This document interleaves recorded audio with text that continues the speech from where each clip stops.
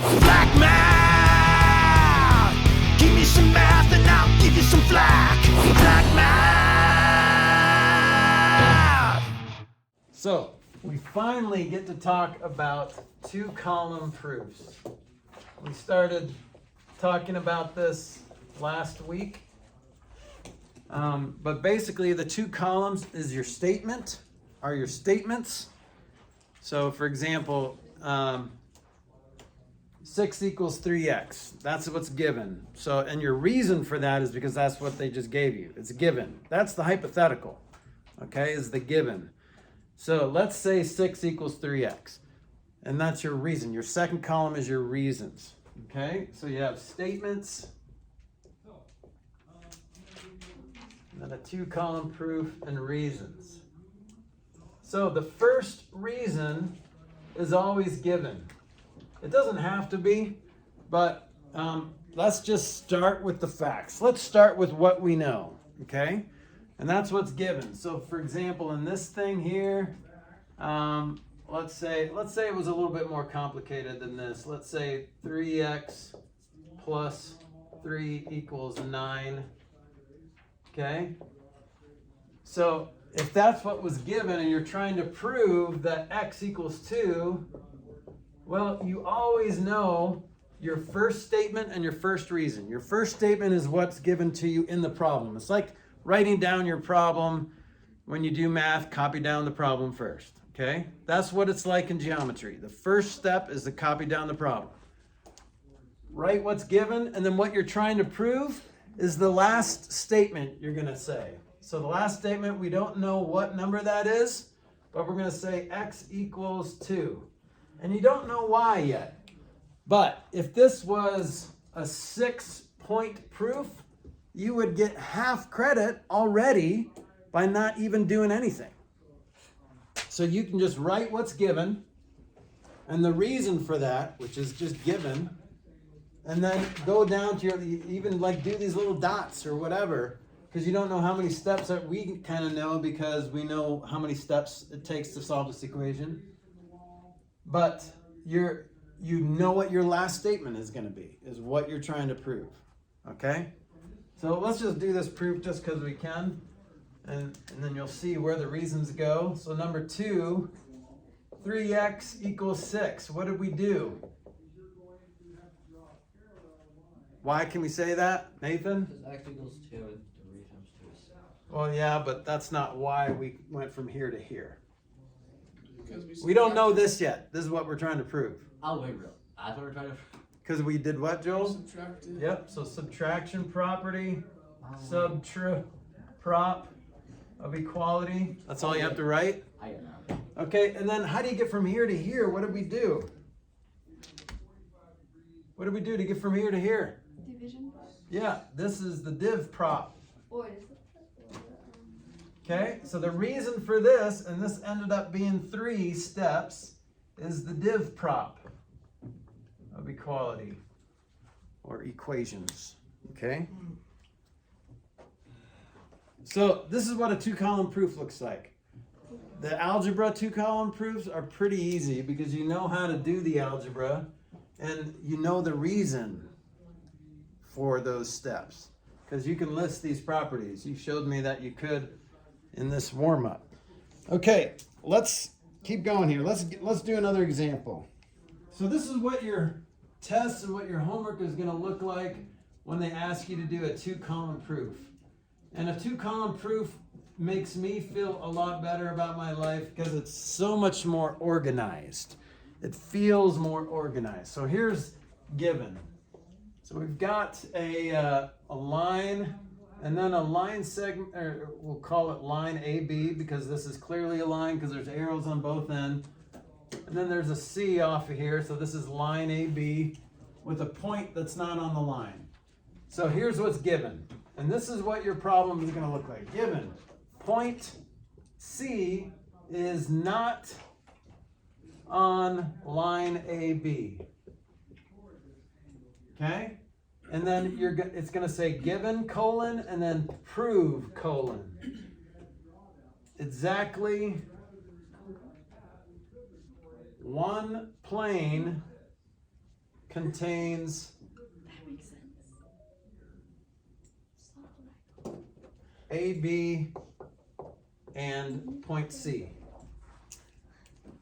Okay, this is actually a theorem that we're trying to reprove. There's a theorem or a postulate that we learned the first couple of weeks of school that said if there's a line and then a point not on a line, that's in one plane. Because it's three non-collinear points, right? And three non-collinear points determine one plane. Okay, so let's see what they did. And what they did is they kind of gave us the statements and we had to come up with the reasons.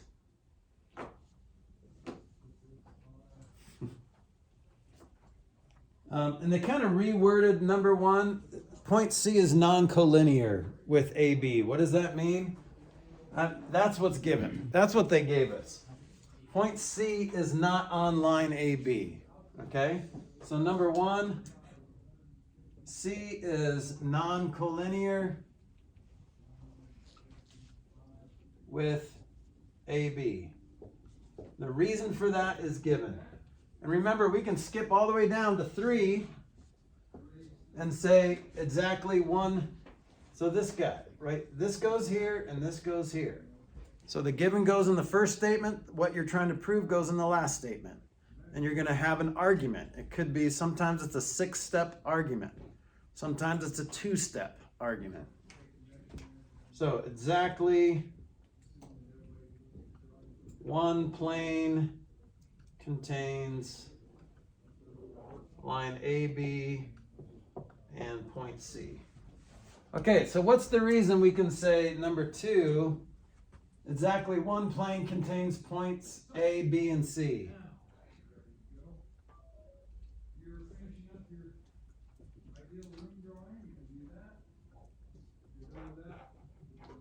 You guys remember? And it's okay if you don't. And this is just an example. This was not meant to make you guess this. It was just to show you an example of a 2-column proof. Can you guys remember that? No. This was an extra credit question on your first test. Remember the 3-legged stool or the 3-legged table? Why is that more stable than a 4-legged stool? Do you remember? Because 3 points make a plane. 3 points make a plane. Do you remember what postulate number that is? No. This I do because I graded your 20 tests. And a lot of you got this right. Postulate 6. And you can list it out if you want, but if you remember the number, you can just say postulate 6, which is basically through any 3 non-collinear points, there exists one plane. Okay? And so, how can I say that number 3? You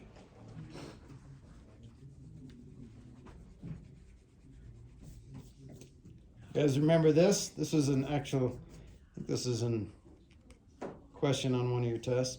If 2 points lie in a plane, then the line containing the points lie in the plane. Okay, so this is postulate 8. Which says if 2 points lie in a plane, then the line containing the 2 points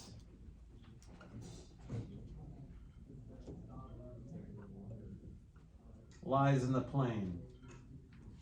Here's the good news.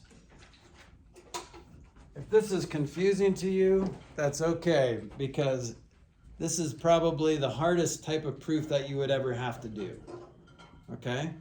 So don't look at this as, oh, we're learning this. This is like what's going to be on the next test, what's going to be in the homework. No, this is just an example to show you just the different, thank you, just the different columns, the reason, the statements and the reasons.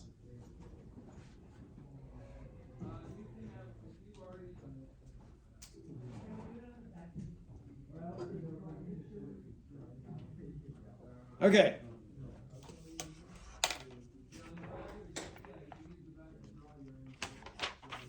So I think we should try a different one. one that's a little bit more visual and a little easier. So here we go. Here's the next proof. So remember, you can get 3 parts of the proof done without thinking.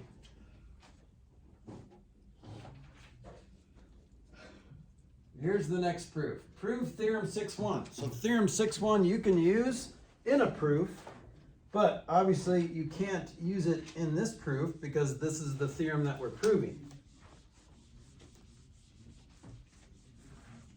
So here's what's given. Let's write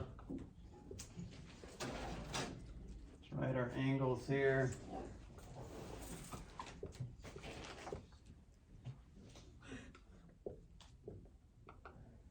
Okay, and so here's what's given. Angle 1 is complementary. What does that mean? To angle 2. What does it mean to be complementary? They add to make a right angle. Right. They add to make 90 degrees or a right angle. Number 3 is complementary to angle 2. We're going to prove that angle 1 is congruent to angle 3.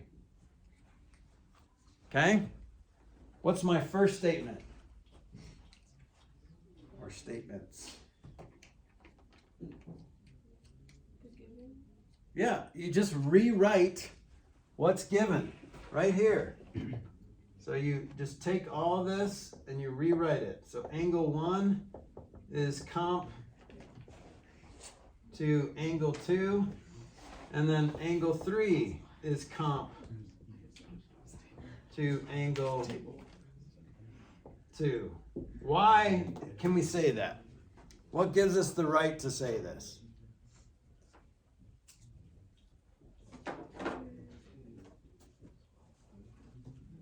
Why can we say that? Because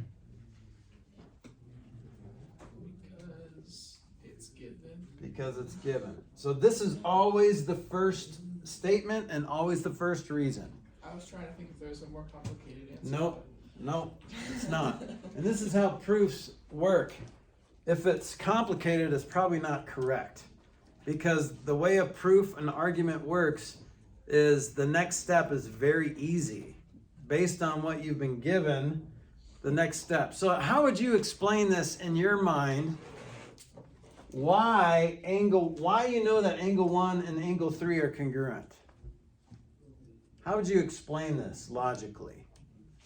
They're both complementary to the same angle. And you can use examples or use numbers, whatever. Anybody want to take a stab at this? Why does this, it kind of makes sense, right? If 2 angles are complementary to the same angle, then they have to be congruent. Yeah. Do you have a suggestion? Because triangle only has 3 angles, so if one of the angles is congruent to the other one, then that means the other 2 have to be congruent. Yeah, except these are angles, not You triangles. said triangles, I thought. No, angles. Do you say the angle with triangle?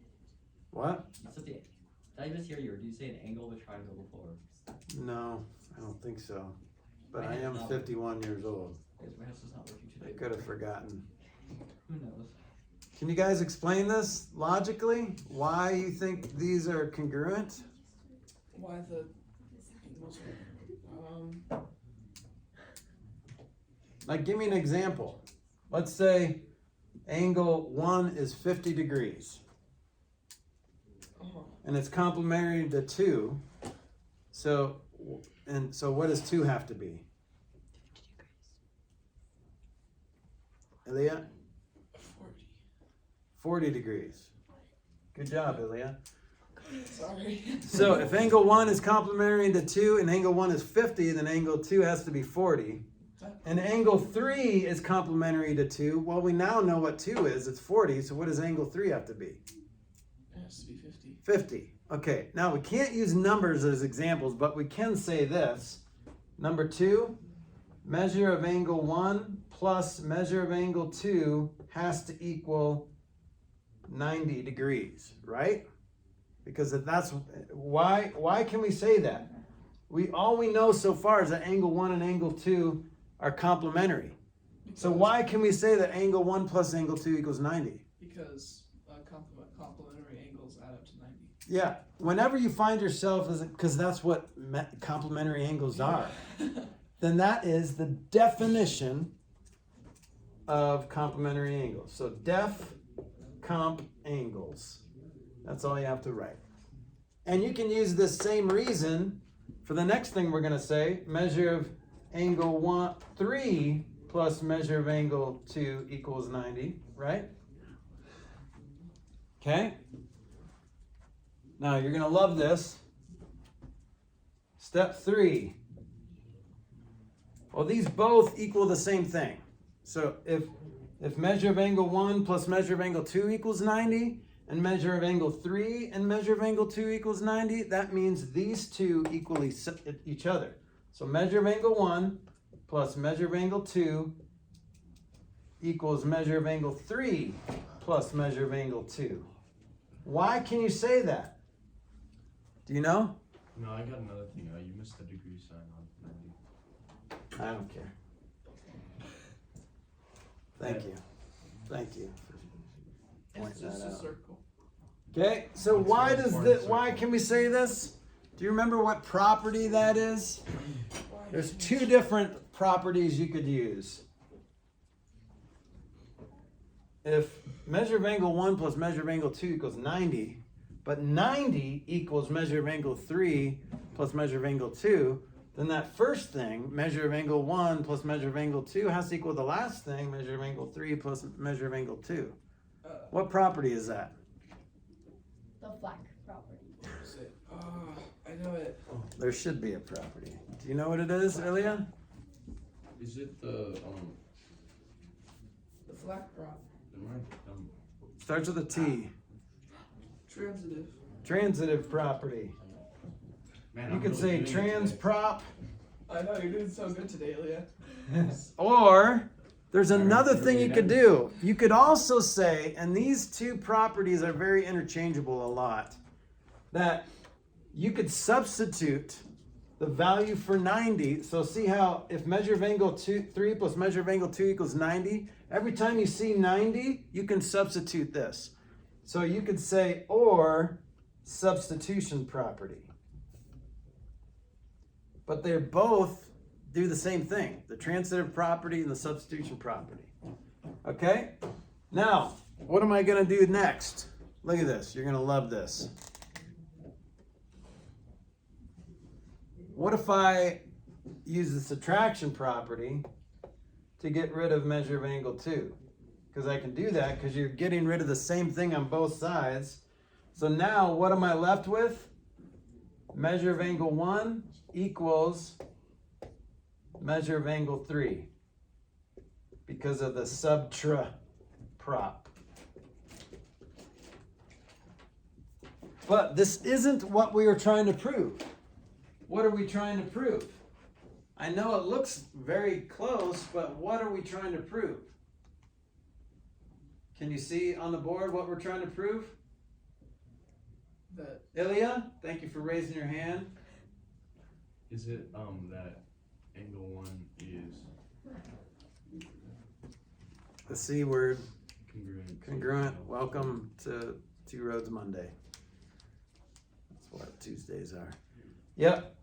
But this looks very similar, but it's not quite the same. So now our Right, the final squiggle. thing, angle 1 is congruent to angle 3 because of the definition of congruence. So def congruence. So you could just kind of leave it at measure of angle 1 equals measure of angle 3, but you technically haven't proven what you set out to prove.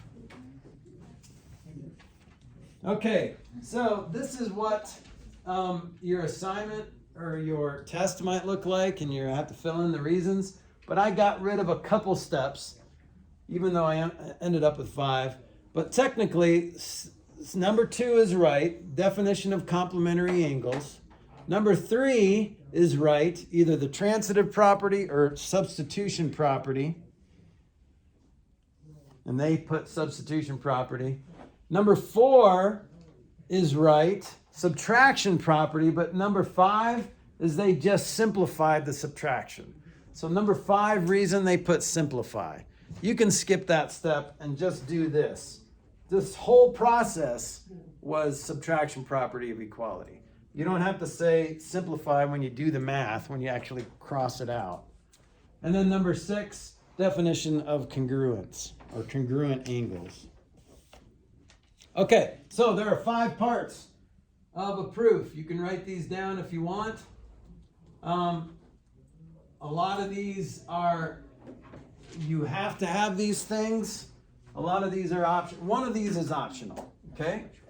So, 5 parts of a 2-column proof. Number 1, a given statement. And you might have more than one. Like this, we have 2 given statements here. Number 2, your prove statement. This is what you're trying to prove. Number 3, this is optional, but you could have a diagram that you refer to. And sometimes you might have to draw your own diagram. If it just says prove postulate 8, for example, then it might be nice to draw a diagram and refer to it in your proof. Number 4, you've got all your statements. Number 5, you have your reasons.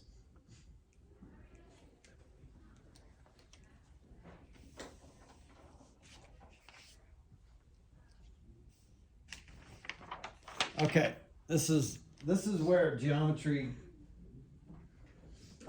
gets challenging, but not terrible. And this is the part where I am going to kind of hold your hand and walk you through this, because this part of your brain, no offense, has not been fully developed yet. Okay? I'm sure there's plenty parts of your brain that haven't been fully developed yet. Some of you more than others. But this part especially, and this is why a lot of students hated geometry in high school, and why some kind of different freaks of nature, in a good way, liked geometry. Okay? So, I just gave you the whole thing. Why am I doing this? Let's just go through it. So, we're just going to kind of go through this example, and I'm not going to write them on the board, but we're going to go through it together. So, theorem 6.4. We're proving theorem 6.4. So, here's what theorem 6.4 says. If 2 angles are vertical angles, then they are congruent. Okay? If 2 angles are vertical angles, then they are congruent. And so, I'm going to draw a different diagram that doesn't look like they're perpendicular lines. That's really frustrating. They could have drawn this better. But you kind of want to draw your diagram that will work for every single situation. So here's DE. And then I'm going to draw AB.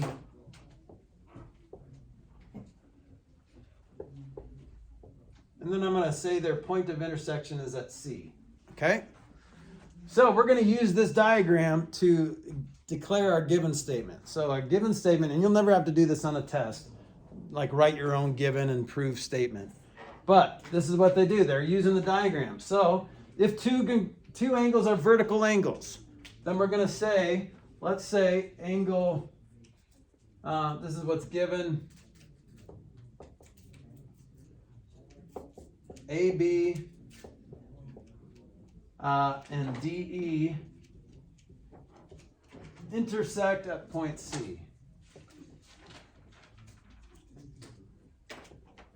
Okay, and we're going to prove that angle ACD is congruent to angle BCE. First step, just write what's given, and the reason for that is given. I'm not going to rewrite this, but that's what you're rewriting. And then your last step down here, I don't know how many steps they're going to be, so I'm going to give myself plenty of space. Angle ACD is congruent to angle BCE. Okay? Yeah. You didn't write a congruent sign. Oh, thank you. Is it How is it? Oh, it's a grammatical thing, but I appreciate. I'll Equals give is it. different than congruent. I'll give you half of that. That's pretty Okay, but thank you for paying attention. Yes. Did mine count as a math mistake? As a grammatical thing, yeah, we'll do that. So if you catch another one, if you would have caught that, then I would have given you a free Well, I prophecy. mean, but technically speaking, I could get wrong on a test for doing that. This technically would be a math mistake. So if I have marked it wrong, then I'll give you credit. I gotta But- check my test now. all right, but if you did like 5 of those in one test, then that's when I usually take half off the whole, like just a half a point off. Okay, first statement, we already did that, that's what's given. And then here's statement 2. So we're kind of going around the whole thing. We're going around the whole thing. So I'm not going to write these out because we're running out of time. But BCE, angle BCE plus ACD.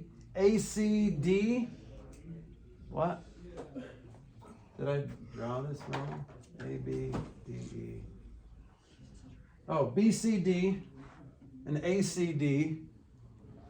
These are 180 degrees. Why? Because of the linear pair theorem. All right? And then also we could say that BCE and ACE are 180 degrees, right? Because of the linear pair theorem. And then we've got that same kind of, if they're complementary to the same angle, then they're congruent to itself. In this case, if they're supplementary to the same angle, then they're congruent to themselves, right? But we've proven this the same way we proved the last one. Since they both add up to 180, those two statements are congruent or equal. So then we use the same subtraction property, and then we say that the measures of those are equal, which means that they're congruent by definition of congruent angles. Okay? One more. If a transversal is perpendicular to one of 2 parallel lines, then it is perpendicular to the other. Okay? So here's what's given. AD is parallel to BC. Just look up here, you don't have to write this down. And then we're only given that it's perpendicular to 1. So EB is perpendicular to the top line, AD. So we want to prove that EB is perpendicular to BC as well. Okay? I think that's a typo. It's EF, isn't it? Well, you can say EB. Oh, You don't have to say F. You can also any say point. AB. Yeah, you could say AB. Okay, so first statement, given.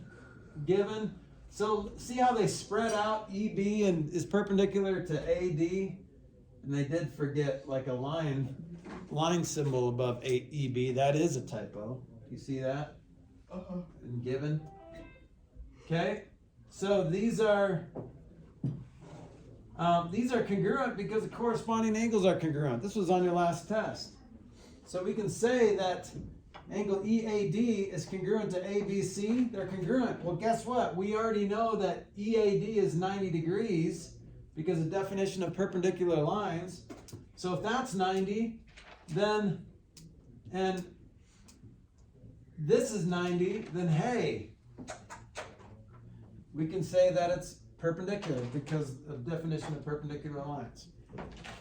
Okay, there's more proofs in there if you want to look at those examples, but we're going to be doing a lot of these together. So next test we take, when we do our practice test, we're going to make sure that you have everything you need to do this proof on your next test, okay? Not this proof, but a proof like it. Will we be able to have like a thing that has all the... Yep, you can you can always have a cheat sheet of theorems and postulates and definitions. Yes. Okay.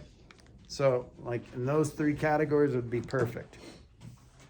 All right, we got 14 minutes to do lesson 28. And this is pretty easy. We're doing our next triangle congruence theorem. What was the first triangle congruence theorem that we talked about? Because in order for triangles to be congruent, the definition says you have to prove that all 3 angles and all 3 sides are congruent.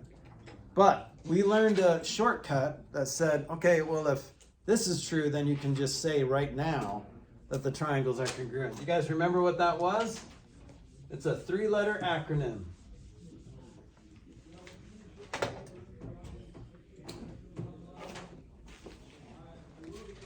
Nope. 3-letter acronym. SSS. So if you can prove that the 3 sides are congruent in one triangle to another triangle, then you can say that the triangles are congruent.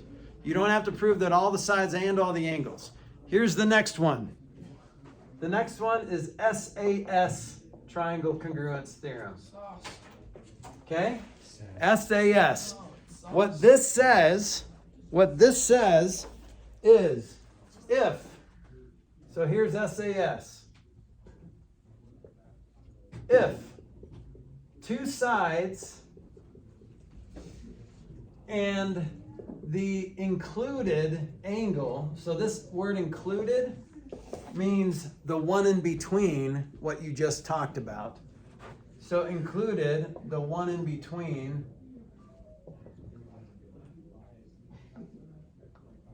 included angle of one triangle are congruent to 2 sides and included angle of another triangle, then the triangles are congruent.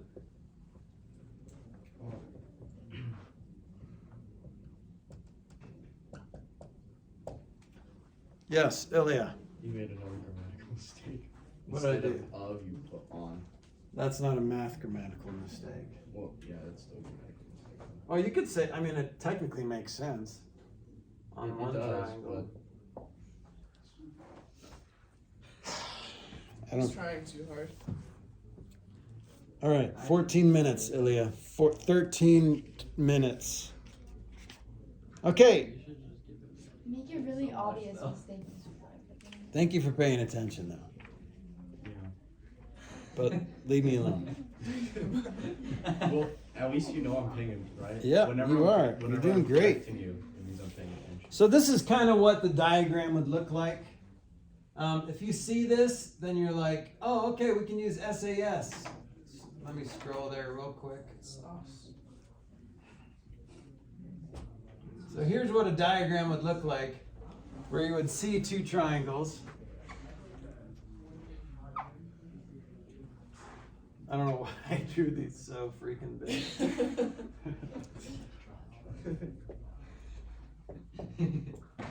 So if you can see that this side is congruent to that side, oh, it's not even close. Ugh, so painful to watch. Your math teacher get old. Okay, so if this angle is congruent, see how it's the angle in between the 2 sides. So it's a nice angle sandwich. Okay, whenever you see that, you can say, oh, SAS says that these triangles are congruent. And remember, most of the time when we want to prove that triangles are congruent, we have an ulterior motive. We want to use that 6-shooter, because remember that gives us 6 bullets. If we can prove that 2 triangles are congruent, then we can say that all the 3 sides and all the angles are congruent, which you already proved that 2 of the sides and the angle, but you can prove that all the sides and angles are congruent now. If they are congruent. Because they are, yeah, except they don't look congruent. You're not really proving it, but it's hard. Yeah, but then once you prove they are congruent, then you can say, oh, now that I know that, I can say this, and I can say this, and I can say this. Mr. Flack, on the example they gave, they showed an angle on one of the triangles. Is that different? Yeah. No, why? I don't like it. Oh, so this is still true, because that one's flipped over. Okay. But it still So has 2 even, sides and well, actually, no. Yeah, so this is not true. But if that little dash was on the other side, then that would be true, because it would just be a reflection of the other. So this is a question. It says determine whether the pair of triangles is congruent. No, the answer would be no. Okay. Oh, what's it that? was determined. I thought it was an example. I was like, Yeah, wait it's a minute. not an example. Something ain't right. It's just prove that it's not. Okay, so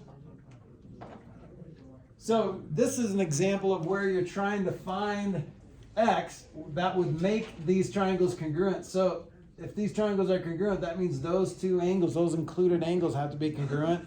So you just set those two equal to each other and solve for x. Yeah. Okay, so 6x minus 27 equals 4x plus 7. So 2x equals 34, x equals 17. Okay. So far, so good. So this is really quick because you're just learning another postulate. This is actually technically a postulate.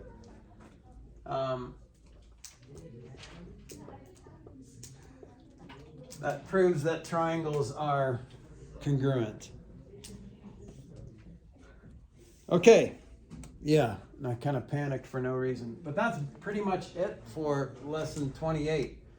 So when we're given something like this, like remember our kite example, why can we, if we could even use this, we could use SAS here, right?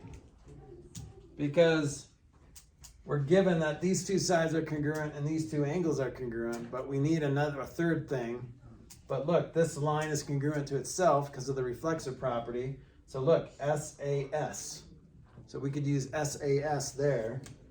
So the black is what's given. Here's what we have to come up with. That's congruent because of the ref prop. And then we can say the triangles are congruent because of SAS. Okay, and if we actually did this in a 2-column proof, it'd probably be 3 steps, 3 statements and 3 reasons.